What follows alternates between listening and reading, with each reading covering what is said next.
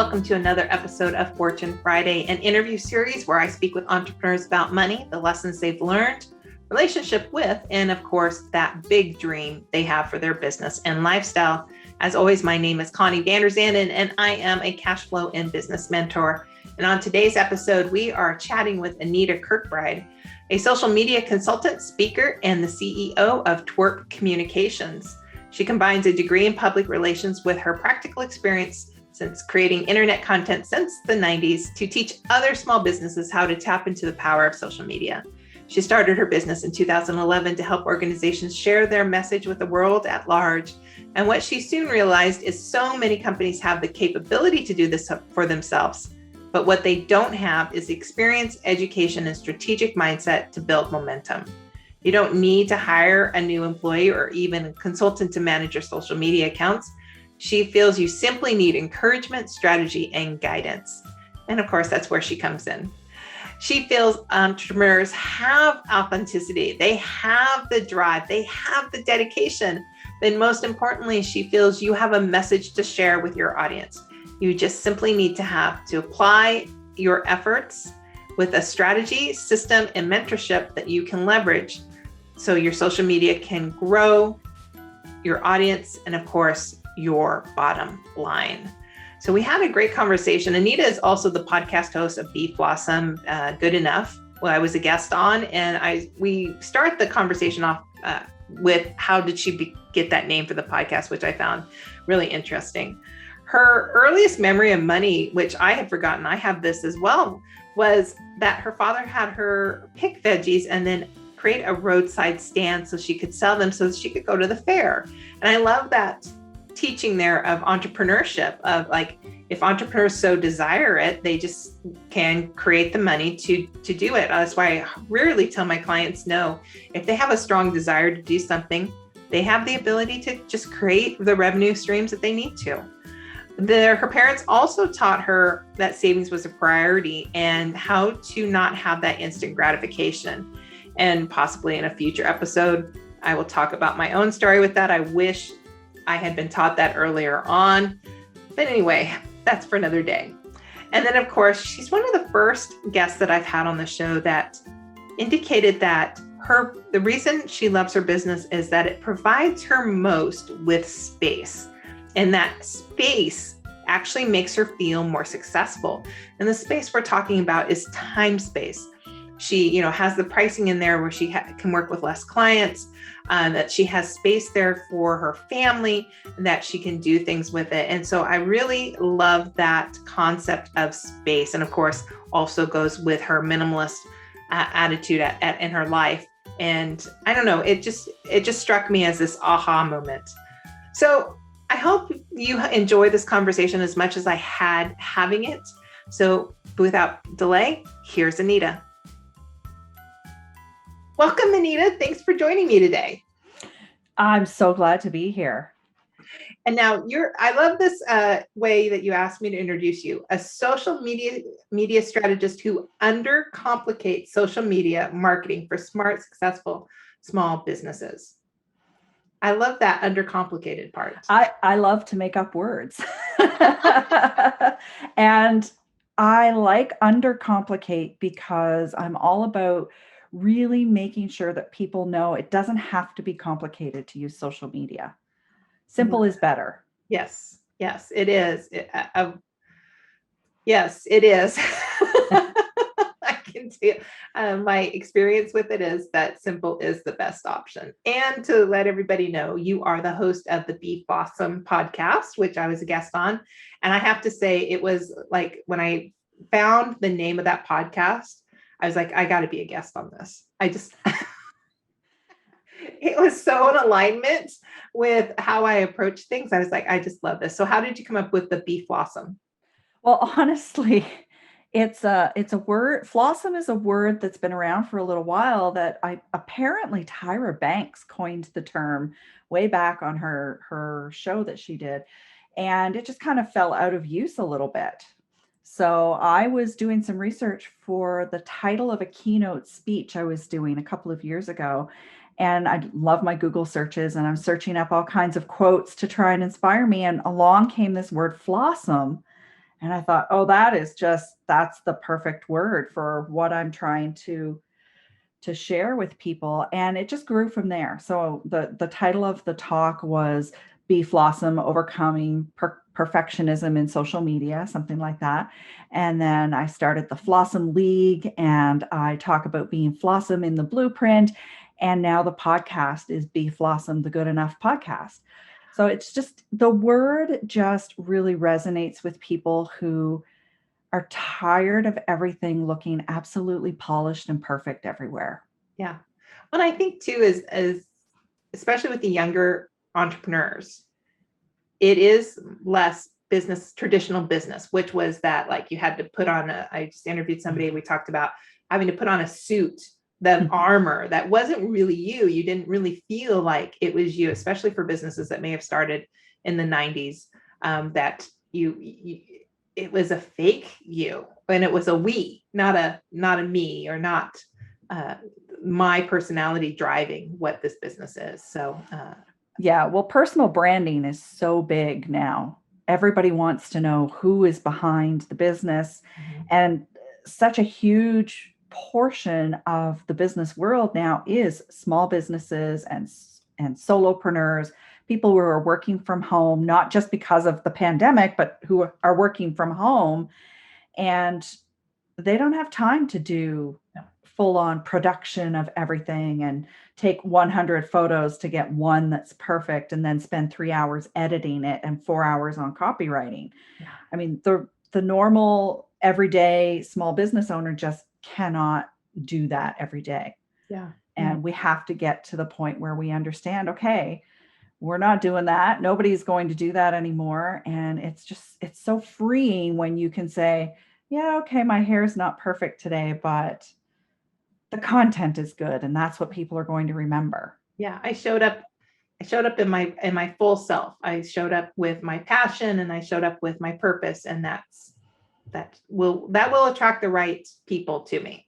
Exactly. I'm a big believer in that, exactly, that you showing your personality will attract the right people and repel the wrong people. Yeah. If they don't like how you talk, or they don't like the fact that you swear or don't swear or whatever, then that helps you find the right people. Yeah, I love that. And I'm sure we'll talk about that. And that'll come up again, because I see that as a lot of roadblocks for businesses. Usually is they've tried to put so much money into being that perfection of their ideal business that they've seen other people create. That usually tends to be the roadblock. But let's start first with, what was your first earliest memory of money? My earliest memory of money is actually my father making me pick vegetables from our garden. I probably had to help weed them too, but making me pick vegetables from the garden and then making me set up a roadside stand to sell them. Oh, and I say making because, I was, I don't know, under 10 for sure. And I didn't want to do it. But if I wanted to go to the fair, I had to work for the money. So yeah, I remember doing the roadside stand on a highway back in the day when you wouldn't get kicked off the highway, in our rural area. And people would just stop and buy carrots from me. And I remember actually going door to door in the city where the fair was, trying to sell bunches of carrots to make enough money to go into the fair. And it's not because we couldn't afford it. It was because he was trying to instill in me that money just doesn't fall from trees. Yeah. So interesting. So interesting to teach you at that age that in exchange for work, you can get money, but also if this is a desire of yours to go to the fair, that you can create the money and that you have the power to create the money. Yeah. But talk about being uncomfortable with sales. Yeah. I was, I don't know, 8, 9 years old, going door to door, knocking, and would you like to buy some carrots? I mean, that experience alone should make me more comfortable with sales the way I do it today. Yeah, that's an amazing story. I love that story. So what else did your parents teach you about money? Or did you now as an adult look back and realize what you absorbed as learning about money? Well, lots of things. My parents both were not, when they grew up, they were not, their families were not well to do.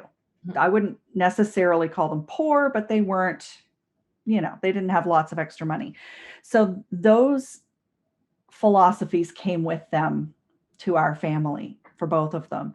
And we were always saving money. We always, whenever we went on a family trip, the money was saved beforehand. We didn't pay it off afterwards. The family cars were purchased with cash. I don't remember my parents ever doing financing for anything except a mortgage. So those kinds of things follow me as an adult, where I break those rules because I'm not as good at saving as my parents were. But having a good credit score and paying things off, that kind of mentality is really important to me. And so budgeting and cash flow, like that stuff is all super important to me because I grew up seeing how they lived and how we had to make sure there was always the money there, Yeah. right? Yeah, that's interesting. I do you feel like the savings was the priority to the point that there was some lack thinking there maybe of that there wasn't enough savings, or was that savings just had to happen and then like delayed a purchase, a delay of instant gratification that you saved for something and then Yeah, no, I think it was more the instant gratification that you saved for it because you want to make sure you really wanted it and you didn't want to go into debt. Like yeah, credit cards were a bad thing yeah, when I was very young. And it was more about just making sure you had the money to do it before you yeah, did it so that you weren't beholden to paying tons and tons of debt. yeah, I like that. I like it because well, one, that's what you picked up from childhood, because a lot of the Mhm. times we don't pick up that inner relation. We pick up like maybe dad or mom was a spender and a saver, or that dynamics, but not that you save for something that you want to Yeah. have. That's delaying. Or even I'd have to confirm with my mother because I don't know if I remember it correctly, but I have this belief that my mother actually went back to work when I was a teenager in order to pay for me getting braces.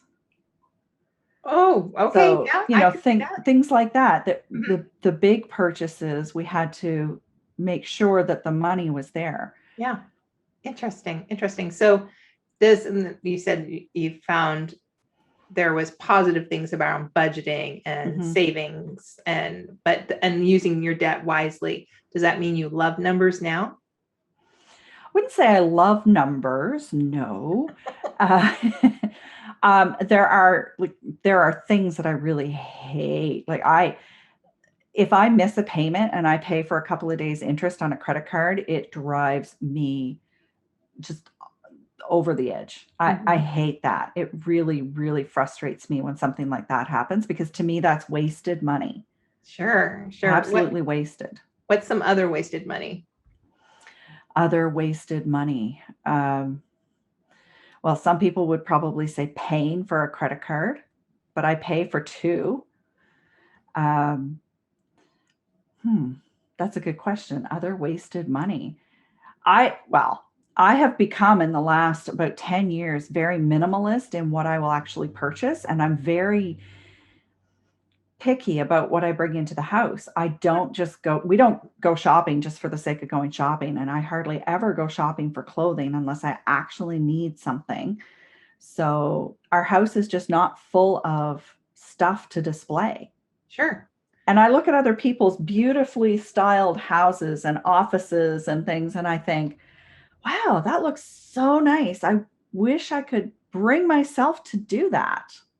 And it's not that, I mean, I could hire somebody to do it, but they'd want to spend, I don't know, $100 on this vase to sit in the corner. And I would think, that's $100 I could put towards food.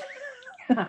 Yeah. That's my mentality around it. I don't want to waste money on things. I would rather spend it on experiences. Ah, okay. I like it. Yeah, so I like going traveling and spending money, but I That's can't, priority. Yeah. Yeah, that's my priority. I just can't spend money just to have it sitting around just so things look pretty. Yeah. Some things besides the credit card debt, late payment fees, uh, Hmm. uh, NSF fees. Yeah, I got hit with some NSF fees a few months ago because we switched banking systems a couple of years ago, and we went from a system that was all in one, it was our mortgage and everything all in one bank account. And I could just spend, and it didn't really matter if it went up or down. It just, everything happened all in one account. And we went back to what I would call a normal system where we had a mortgage and a regular bank account with our money in it. And I wasn't used to watching it very closely, and it went under. Oh, mm-hmm. And so we got hit with several NSFs that week, of course. Yes, yes. That's frustrating. That is frustrating. And I dislike NSFB. So I actually put on anywhere I see the name of the account, I put if there's a minimum.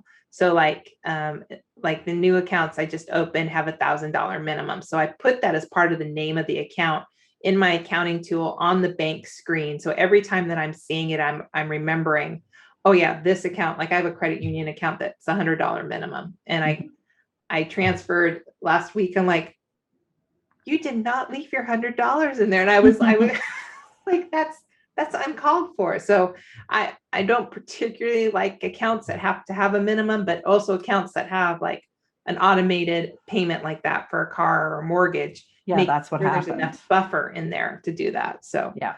interesting. All right. Every business has what I like to refer to as a rock bottom moment.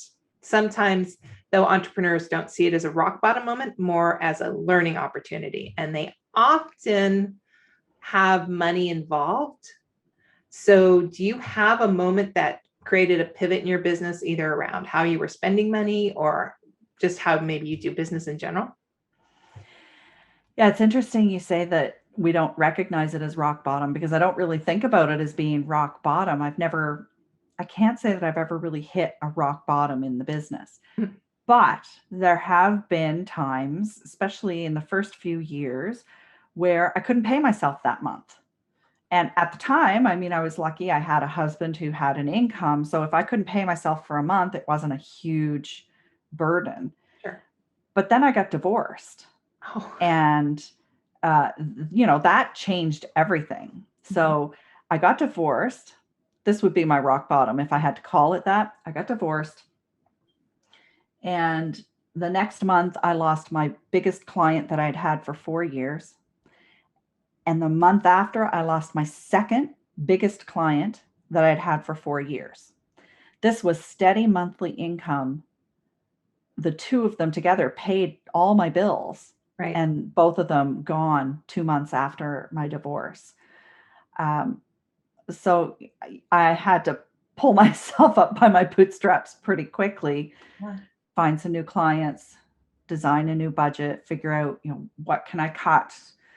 How am I going to do this? And it was a pretty low time. I was also going through probably some depression from the divorce, Right. and just trying to figure everything out all at once, Yeah. being a single mom, everything.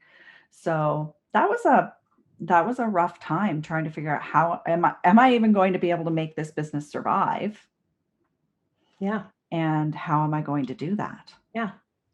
And looking back now at that, I can see some patterns in that of like that sudden shift of that personal life and that not giving ourselves enough space to grieve and go through all the emotional sides of it. And then, of course, the top two of your clients leave. And that money, that bout, like life giving you a double punch, like, yep, okay, now we're going to have you really look at your money situation. It didn't feel good at the time. And that's how that resonates in our body. Like, it's like, okay, that's the roadblock. This is something I have to move through and figure out a brand new way of looking at it. Like, money before was okay, but it wasn't essential. But now money is essential for a single mom to have on the table. So, but maybe you didn't notice that at the beginning. Maybe it was just all about the hustle of getting clients in. I think I had so much going on at that point that I wasn't, if I was just paycheck to paycheck, I was just, if I could make the bills, that was good. And I wasn't looking any deeper than that, Okay. really. And Yeah. now that you're on a more minimalist style, there was probably something else that changed, like creating that sustainability. Do you remember what happened where you were like, okay, I'm done hustling and just living paycheck to paycheck. I need a more sustainable, more consistent business. Did you have a moment? I think it was an accumulation of a lot of things coming together. The divorce was one thing Sure. for sure. I knew I needed something different. And I also, a couple of years after that, worked with a mindset coach. Oh. And working with her, I realized that the thing I wanted most from my business was space. Oh, Money's great. I need money to survive. I need money to pay the bills and feed the kids and all that kind of stuff. But what I really felt made me feel successful was how the business would give me space. And so then I started to redesign my business to give me more space. Fewer clients that paid more money, getting rid of some of the clients that weren't serving me in terms of spaciousness. mhm. Um, Looking towards building programs where I could scale, where I could help more entrepreneurs with less effort from me, so to speak. All those things came out of that epiphany that what I really wanted was space. Nice. And what I really wanted in my personal life too was to stop buying stuff for the sake of stuff. Like I told my family years ago, stop buying me souvenirs from your trips that I have to display in my house. I told all my friends, can we stop buying each other Christmas presents because we're just buying each other things. We're just spend it on yourself, on something you want. So all those little things just kind of added up. Yeah, I love this word. You're the first guest who's ever said space. And I love how that gives me a great picture of not only creating the space by, making sure your pricing is done the right way so you can serve less clients but show up more fully, but also the space of our living space of keeping it more open so that we have more room for that creativity and our energy to expand in. Yeah, and most importantly for me, it's time space. Like making sure that I'm not working a 60 or 70-hour week. Yeah. I have 2 teenage daughters here at home. We've just gone through this pandemic. We've had major health issues for the last year here as well. And if I hadn't done that work 4 or 5 years ago to start working towards a business that allowed me space and flexibility in my scheduling, I would not have been able to take care of my daughters the way I did in this last year. Yeah. I love this. I love this because it really goes against the more masculine patriarchy teaching that you have to work hard, that you have to. Yay! You're building a business that works for you and your lifestyle and your household, and it can be however that needs to be. And that I think that's the key part of the Fortune Friday interviews is that you build. If you want to go for 6 and 7 figures, great, but B, because it's your reason to do that. B, because that's the finances and revenue you need to build the impact that you want to make.